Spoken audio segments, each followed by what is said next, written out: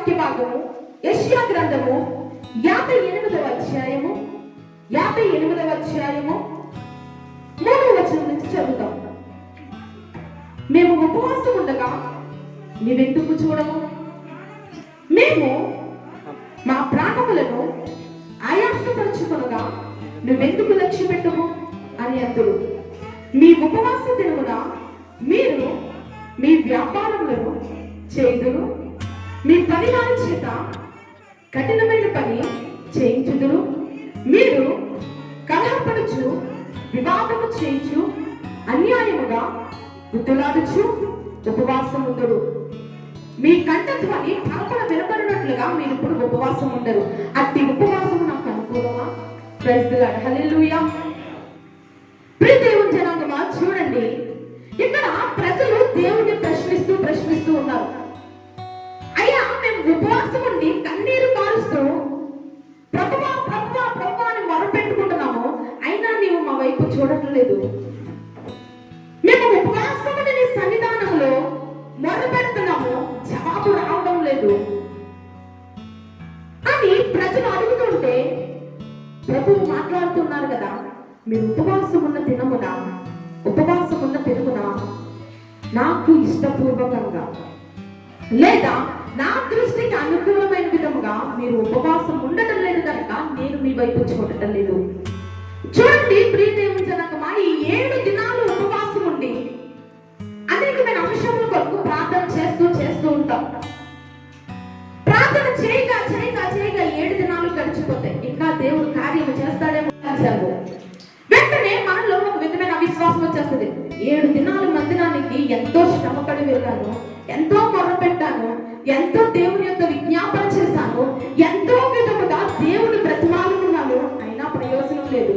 ఇక దేవుడు నా జీవితంలో కార్యం చేయడలే అనే మాట మన హృదయాల్లోకి వచ్చేస్తుంది. అయితే ఈ 7 దినాలు కూడా దేవునికి ఇష్టపూర్వకమైన ఉపవాసము లేదా దేవుని దృష్టికి ప్రీతికరమైన ఉపవాసము చేయకుండా ఇక దేవునికి ఇష్టమైన జీవితం మనలో లేకుండా ఎంత ఉపవాసము చేసినా కూడా అది వ్యర్థమే. ఇది నా మాటలు కాదు, స్వయాన సర్వ సృష్టిని సృజించిన దేవుడు చెప్తున్న మాటలు. హల్లెలూయా. మన ఆత్మీయ జీవితాలు సరిచేయబడకుండా, మన ఆత్మీయ జీవితము సరిదిద్దబడకుండా,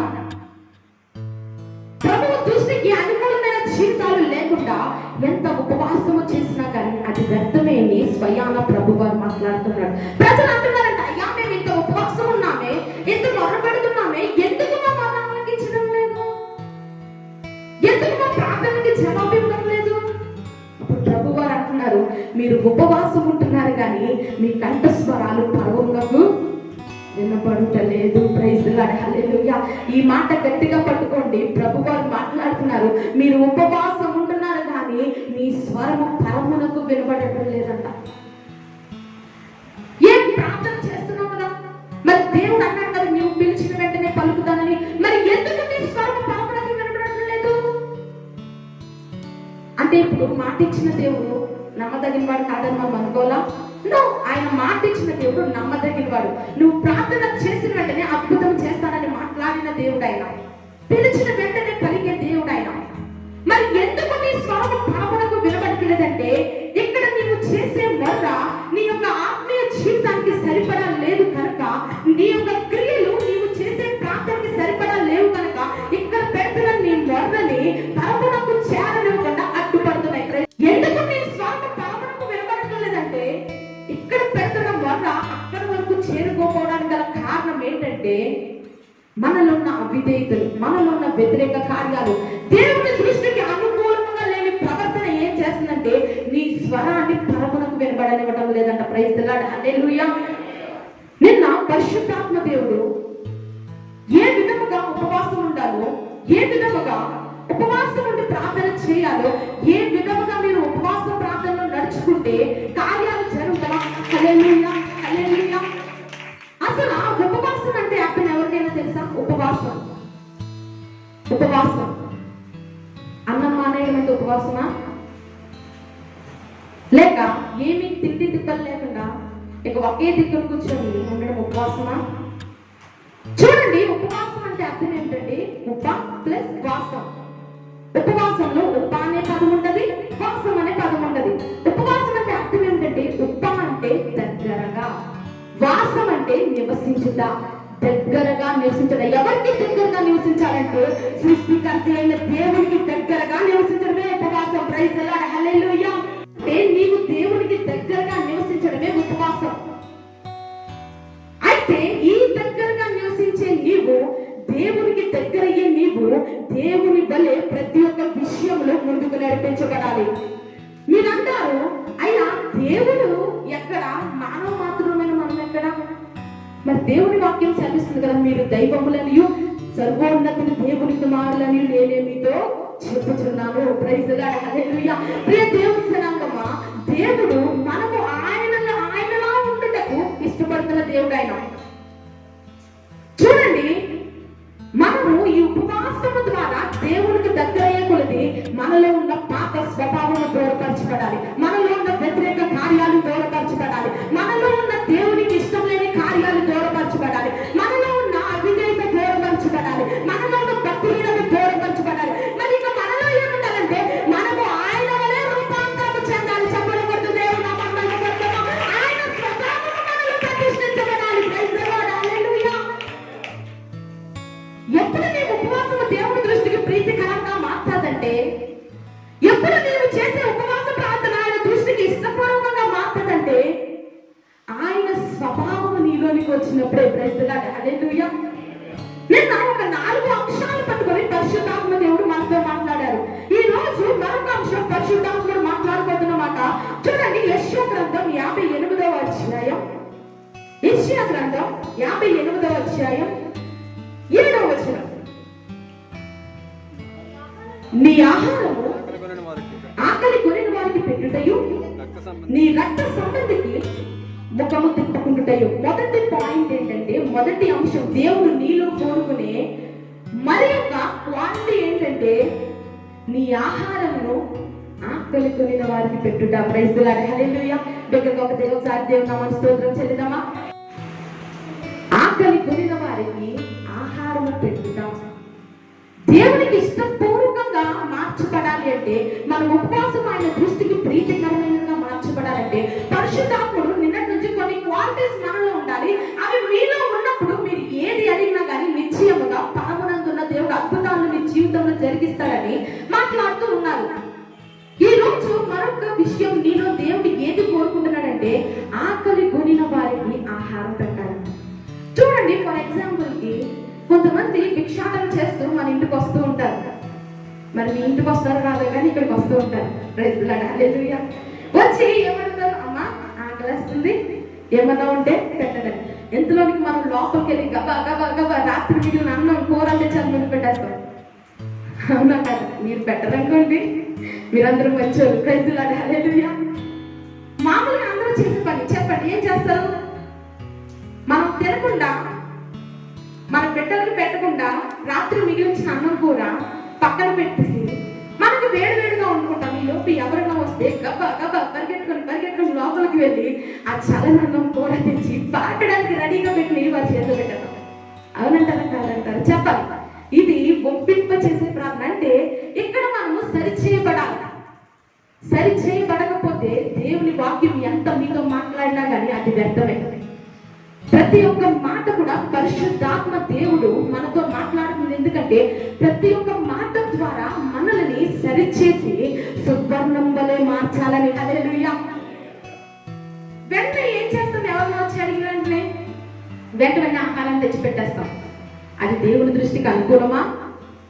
మన బిడ్డలు తినడానికి ఆహారం సరైనది కాదని పక్కన పెట్టేశాం.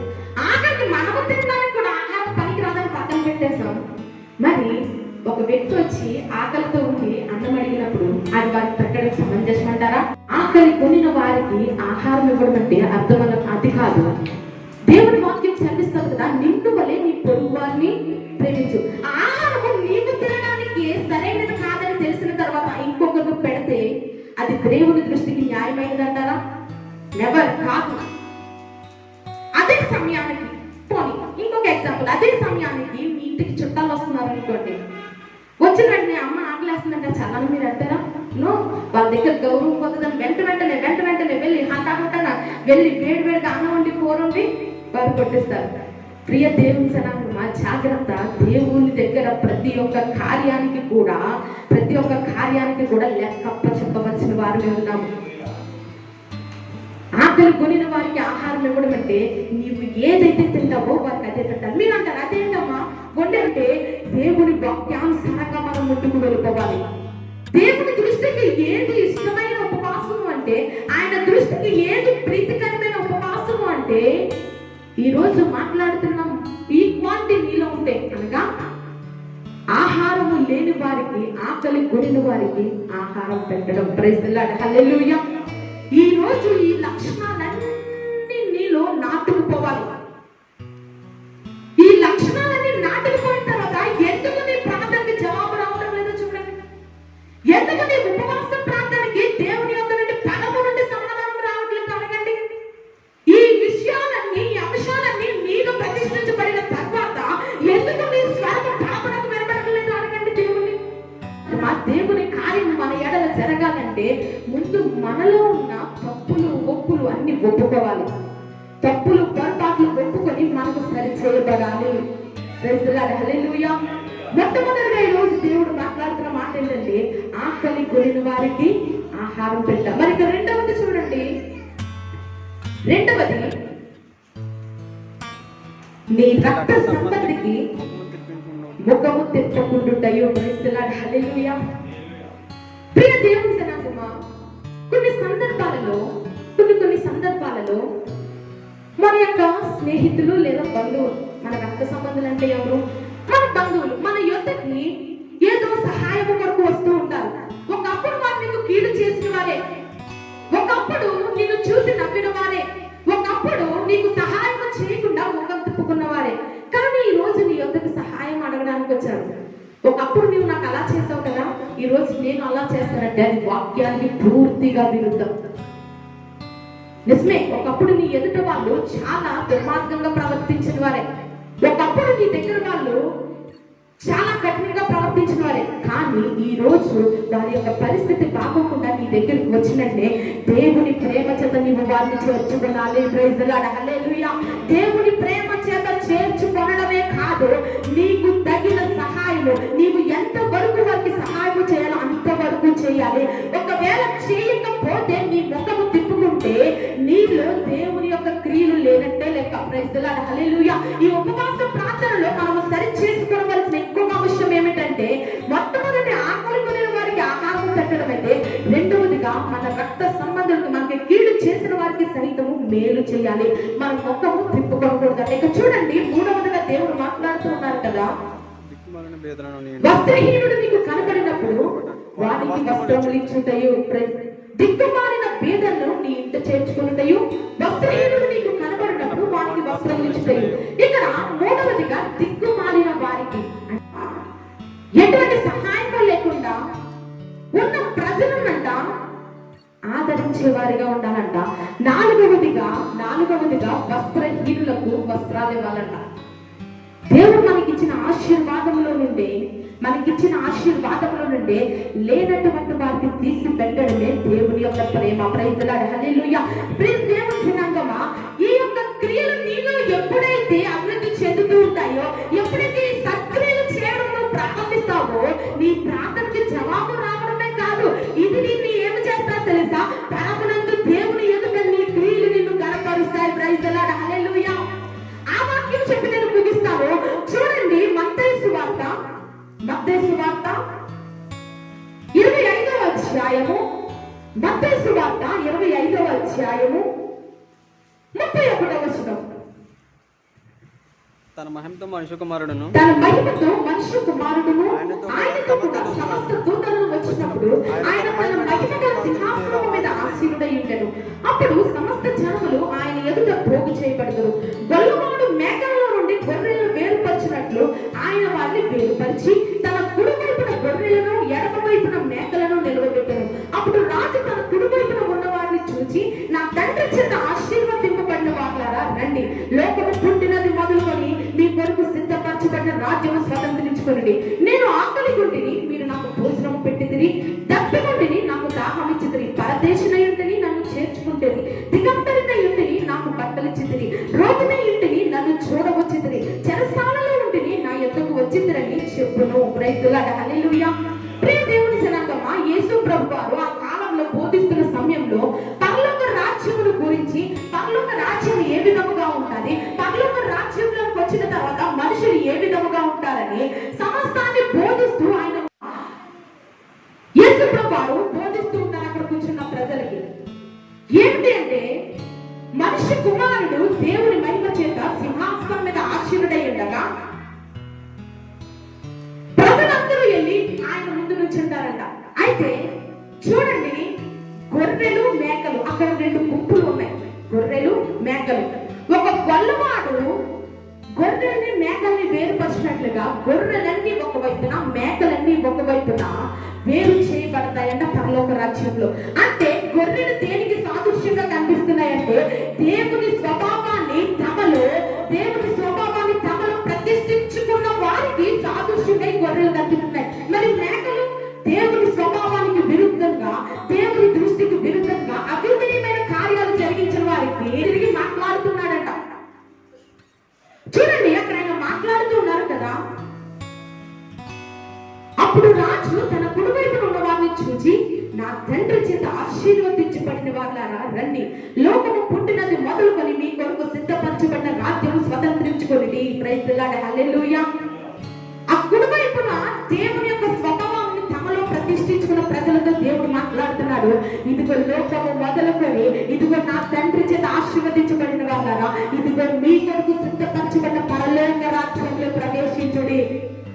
అక్కడ వెంటనే మాట్లాడుతున్నాడు కదా ప్రభువు, నేను ఆకలిగొన్నాను అంటే నాకు ఆకలేసింది, నాకు ఆహారం ఇచ్చారు.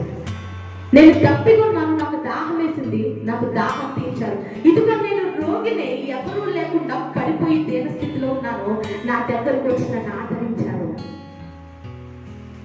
నేను వస్త్రహీనుడే ఉన్నాను, నాకు వస్త్రాలు ఇచ్చారు.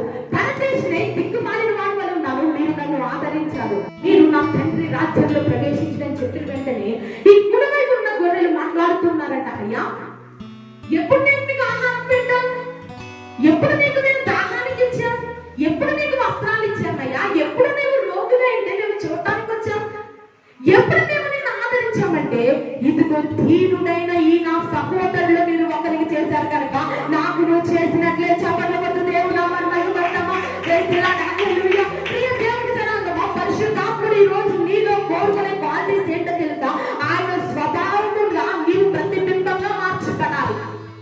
ప్రతిబింబం అంటే అర్థం ఏమిటంటే, ఇప్పుడు నేను నిలబడ్డాను, నా ఎదుటిగా ఒక మిర్రర్, ఒక అద్దం పెడితే నా రూపం ఎలా ఉందో ఆ అద్దంలో కనిపిస్తుంది, అవునా కదా? ఇప్పుడు మీరు యేసయ్య ఎదుట నిలబడిన తర్వాత ఆయన స్వభావానికి మీరు ప్రతిబింబాలుగా కనిపించాలి. ప్రైజ్లార్డ్, హల్లెలూయా. ఆయన ఎలా ఉన్నాడో, ఆయన స్వభావం ఎలా ఉన్నదో, ఆయన యొక్క ప్రేమ ఎలా ఉందో, ఆయన చాలి ఎలా ఉందో, ఆయన యొక్క దయ ఎలా ఉన్నదో, ఆయన కనికరం ఎలా ఉన్నదో, నీవు కూడా ఒక ప్రతిబింబంలా దిగాలి. ప్రైజ్లార్డ్, హల్లెలూయా. ఆయన స్వభావానికి మీరు ప్రతిబింబాలుగా మార్చబడాలని పరిశుద్ధాత్మ దేవుడు ఆశపడుతూ ఉన్నారు. ఎప్పుడైతే ఆయన స్వభావానికి మీరు ప్రతిబింబాలుగా మార్చబడతారో మీ స్వరము నిశ్చయముగా పరములకు వినబడుతుంది. చప్పట్లు కొడుతూ దేవుడు నామాన్ని మహిమపడతామా. నిశ్చయముగా ఏ అంశాల నిమిత్తము ప్రార్థన చేస్తున్నావో, నిశ్చయముగా ఏ అంశాల కొరకు ఉపవాస ప్రార్థనలో కనిపెడుతున్నావో, నిశ్చయముగా పరము నుండి చూస్తున్న దేవుడు అద్భుతాలు నీ జీవితంలో చేయనుగాక. హల్లెలూయా, హల్లెలూయా. ప్రియ దేవుని జనాంగమా, ఈ ఉపవాస కూడికల ద్వారా మనం పూర్తిగా రూపాంతరము చెందిపోవాలి. యేసయ్య స్వభావం ఏంటంటే ప్రేమ, చాలి, కనికరం, దయ. ఆయన యొక్క స్వభావానికి మనం ప్రతిబింబాలుగా మారిపోవాలని పరిశుద్ధాత్ముడు నేడు మనతో మాట్లాడుతున్నాడు. ఆయన స్వభావానికి ఎప్పుడైతే నీవు ప్రతిబింబంగా మార్చబడతావో నిశ్చయముగా అద్భుతం చూడగలుగుతావు. ప్రైజ్లార్డ్, మీలో ప్రతిష్ఠించుకొని ఎప్పుడైతే ఈ అంశాలన్నిటి ద్వారా నడుచుకుంటూ దేవుడు వాక్కు ద్వారా నడుచుకుంటూ ఉంటామో, అప్పుడు దేవుడు యెషయా గ్రంథం 58వ అధ్యాయంలో కింద ఒక మేలును దాచిపెట్టి ఉంచాడు. చూడండి, యెషయా గ్రంథం 58వ అధ్యాయం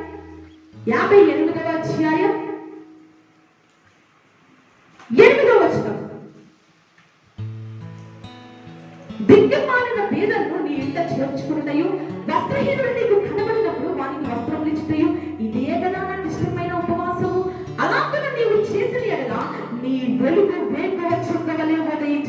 స్వస్థత నీకు శీఘ్రముగా లభించును, నీ నీతి నీ ముందర నడుచును, యెహోవా మహిమ నీ సైన్యము వెనుకటి భాగమున కావలి ఉండును. అప్పుడు నీవు పిలువగా యెహోవా ఉత్తరమిచ్చును, నీవు మొరపెట్టగా ఆయన నేనున్నాను. ప్రైజ్ ది లార్డ్, హల్లెలూయా. ఎప్పుడైతే ఆయన వాక్కును నీవు ప్రతిష్ఠించుకొని ముందుకు నడిపించబడతావో అప్పుడు ఇంకా నీ వెలుగు వేకువ చుక్క వలె ఉదయిస్తుందంట.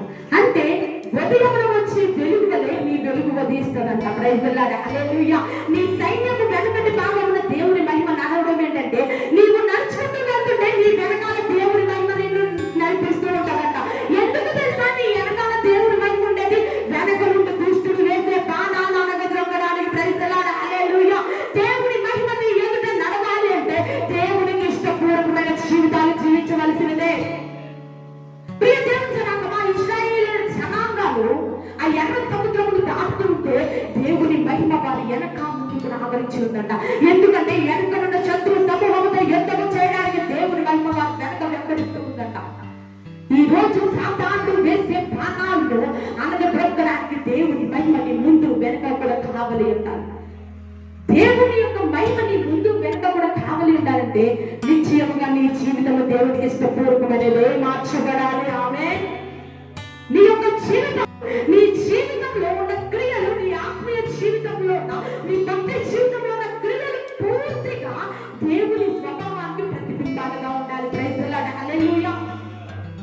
దేవుడు అంటున్నాడు కదా, ఇవన్నీ చేసి ఏమేమి మొదటి నుంచి చెప్తామా? మొట్టమొదటిది నిన్నటి నుండి చెప్పిన ఒక్కొక్కటి. దుర్మార్గుల కట్లు విప్పుటయు, కాడిమాను మేకులు తీయుటయు, బాధించబడిన వారిని విడిపించుటయు, ఆకలి కొనిన వారికి ఆహారం ఇచ్చుటయు, తర్వాత నెక్స్ట్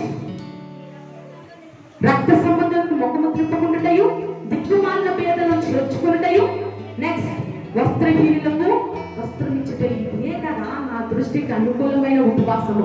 ఎప్పుడైతే మీరు అన్ని చేసి ఇవన్నీ క్వాలిటీస్ మీలో ఉండి మొదలుపెడతారో అప్పుడు నీ స్వరము పరమునకు వినబడతాదంట. ప్రైజ్ ది లార్డ్, హల్లెలూయా. పరమునకు వినబడిన స్వరం ఏమి చేస్తుందో తెలుసా? దేవుని యొక్క నుండి అద్భుత కార్యాలు, సూచక క్రియలు, మహత్య కార్యాలు, అద్భుత క్రియలు నిశ్చయముగా నీ జీవితంలో ఉన్నతమైన కార్యాలు జరిగిస్తారు. చప్పట్లు కొట్టి దేవుని నామమున మహిమపరచుదామా. ప్రైజ్ ది లార్డ్, హల్లెలూయా. ప్రియ దేవుని జనాంగమా, ఎప్పుడైతే ఇవి నీలో ఉంటాయో, ఎప్పుడైతే ఈ స్వభావం అంతా నీలోనికి వస్తాడో, ఎప్పుడైతే నీ ఆత్మీయ జీవితం ఈ విధంగా ఉంటుందో నిశ్చయముగా వేగువ చుక్క వలె నీ కాంతి ఉదయిస్తూ ఉంటుందట. ప్రైజ్ ది లార్డ్, హల్లెలూయా. ఇదే కదా మరి దేవునికి ఇష్టమైన ఉపవాసం. ప్రియ దేవుని జనాంగమా, ఇంకా మనలో ఇంకా ఏమైనా లోపాలు ఉంటాయి, పరిశుద్ధాత్మ దేవుడు ఇంకా మనలో ఏదో కోరుకున్నట్లయితే మోకరించి ఒక్క నిమిషం నిశ్చయముగా దేవుని వాక్కు నీతో మాట్లాడుంటే మోకరించి ఒక్క నిమిషం, అయ్యా నన్ను సరిచేయి తండ్రి, నన్ను సరిచేయి ప్రభువా, నిశ్చయముగా తండ్రి నీ కృప చేత నన్ను సరిచేయి తండ్రి. నీ దృష్టికి అనుకూలంగా, నీ స్వభావానికి ప్రతిబింబం వల్ల నేను మారాలి ప్రభువా. అడుగుదాము, మోకరించి ప్రభువా. నీ దృష్టికి అనుకూలమైన ఉపవాసం, నీ దృష్టికి తండ్రి అయ్యా, నీ దృష్టికి ఇష్టమైన ఉపవాసము చేరి వారి వలె అయ్యా మమ్మలను మార్చండి. అయ్యా నీ స్వభావానికి ప్రతిబింబాల వలె మమ్మల్ని మార్చండి తండ్రి. నీ స్వభావానికి ప్రతిబింబాల వలె మమ్మల్ని మార్చండి ప్రభా. అయ్యా ప్రేమ, జాలి, దయ, కనికరము కలిగిన నీ స్వభావానికి నేను ప్రతిబింబంగా ఉండాలయ్యా. నీ స్వభావానికి నేను ప్రతిబింబంగా ఉండాలి తండ్రి. అన్ని విధమైన ప్రభు నాకు చూపించి ప్రభు అడుగుదామా. ఓ ప్రైజ్ ది లార్డ్. కంఠస్వరాలిపుదాం. ఏమొకరు మౌనులైండగా పరిశుద్ధాత్మ దేవుడు నిన్ను ఒప్పింపడానికి, నీలో పశ్చాత్తాపము తీసుకొని వచ్చి నిన్ను ఒక ఉన్నతమైన విధానంలో, భక్తి విధానంలో నడిపించడానికి సిద్ధంగా ఉన్నాడు ఆయన. అడుగుదాం అయ్యా, నాలో ఉన్న అవిధేయతను దూరపరచు ప్రభా, నాలో ఉన్న అవిధేయతను దూరపరచు తండ్రి. ఇంకెన్నడూ అటువంటి అవిధేయతలు నాలోనికి రానివ్వను ప్రభా, నాలోనికి రానివ్వను తండ్రి. అయ్యా నీ వలే నీ స్వభావానికి ప్రతిబింబంగా నేను ఉండాలి తండ్రి. అటువంటి కృపలో నన్ను నడిపించయ్యా, అటువంటి కృపలో నన్ను నడిపించయ్యా. ప్రార్థనకి విద్దామా. ఓ ప్రైజ్ ది లార్డ్.